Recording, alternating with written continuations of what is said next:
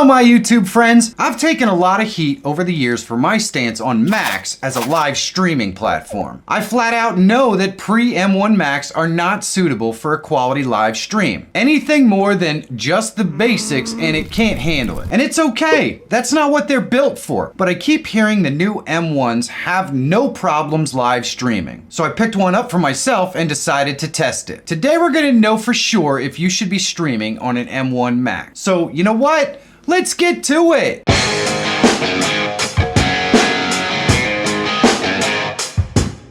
This video is sponsored by StreamTunes. Every live stream or video needs some sort of good music, right? But how do you find good music for free that's not gonna get you strikes to your live streams or your video? Today's sponsor, StreamTunes, is the answer. Now, StreamTunes is a 100% free platform of high quality DMCA safe music. And it's always free. No strings attached, no bogus signups, nothing. Just free. Not only that, but StreamTunes is available on Spotify, Apple, Amazon, and most, if not all, streaming services, including YouTube Music. And they have a library of more than 800 songs, and it's growing by the day. Another really cool part about StreamTunes is that every time you play their songs on any of the services, a donation is made to Music Counts. And this charity helps to keep music programs going in high schools all over Canada, and that's just awesome. Be sure to check out StreamTunes for yourself. There is a link in the description, and like I said, it's totally 100% free. What I have right here is an M1 Max with 64 gigabytes of RAM. It's the most powerful MacBook you can currently buy. It's not representative of a MacBook Air or just a MacBook, but I didn't buy it just for test streaming. I use it for editing and other stuff. So keep that in mind throughout this video. No matter what equipment you use, you want to optimize your streams as much as possible. The first thing I did was export my scenes and profiles from my PC. It's an easy process. You just go up here and select the scene and click export. This works the same on profiles and scene collections. Next, I made sure all of the stream assets were in one folder and I copied the folder over to the Mac. Then it's just a matter of importing the profiles and scene collections into OBS and linking up all the assets.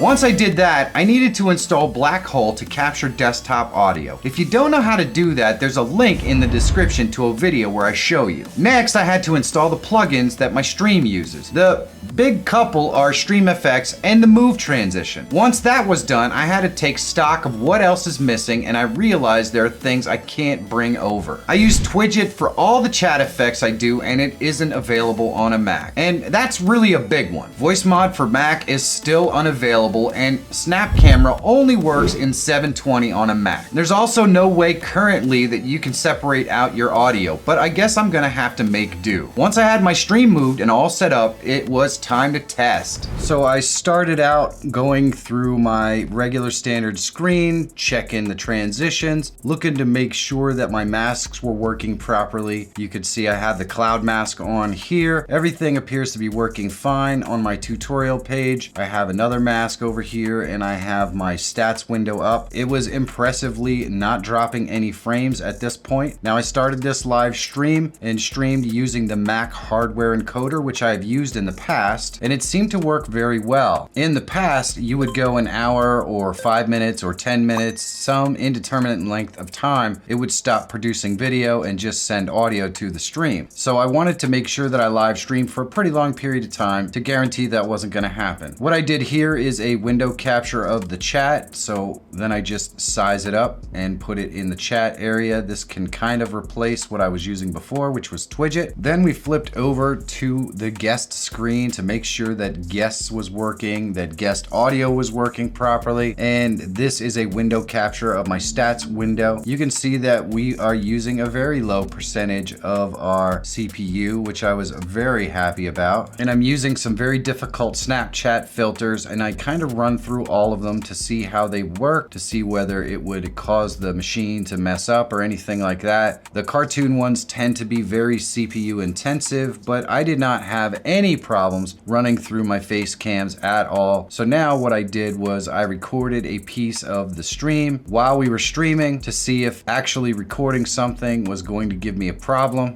And then I added it as a screen capture and resized it up and stuck it down here in the bottom right hand corner. Now, I'm using window capture a lot in the Mac because in the past it's been known to be a big problem. I did not see any problems at all using window capture. And then I actually played this recording on stream that I had made earlier, and it played without any problems. Very little noticeable effect at all. I was really surprised. So now I'm running filters. I have 2 window captures and everything is running absolutely perfectly. And you can see that we did reach about 26% of the CPU. I started switching scenes to test whether switching scenes was going to have any effect on our CPU usage or anything like that. I didn't notice anything at all. We were able to switch back and forth. We never got any stuttering. And you can see that we did hit a CPU usage of around 29% there at one point. Now I actually loaded up a game and I'm playing the game while I'm running a filter that almost always causes problems because it uses up so much CPU. And you can see even with the game playing in the background, we're running at 27% CPU usage, and we dropped no frames due to render or encoding lag, and we had 0 frames drop on the network. I was absolutely surprised by this. So I'm running the most difficult filter. I have 2 window captures in here and a display capture. And here I go ahead and capture another screen. So now we have a display capture, a camera, running snap filter, and 3 window captures, all running absolutely flawlessly. And I can switch scenes and switch back and no problems whatsoever. When I go in and play the game, the CPU usage never got really above 29%. And this is absolutely amazing. This is a ridiculously unexpected result on a Mac. I had absolutely no problems doing basically whatever I threw at this thing. I was pleasantly surprised at how well this MacBook performed. I still miss Twidget, and Snap Camera in 720 isn't quite as awesome, but those aren't deal breakers. The lack of any kind of audio separation for desktop sources is a lot more problematic, but there are solutions on the way soon. And there is even better news. Apple has become a major donor to the OBS project. This no doubt means they're going to be pushing to get OBS working natively on the M1, which could make it even more powerful. It also shows a commitment that Apple's making to live streamers that they've never showed in the past, and that's a good sign. All in,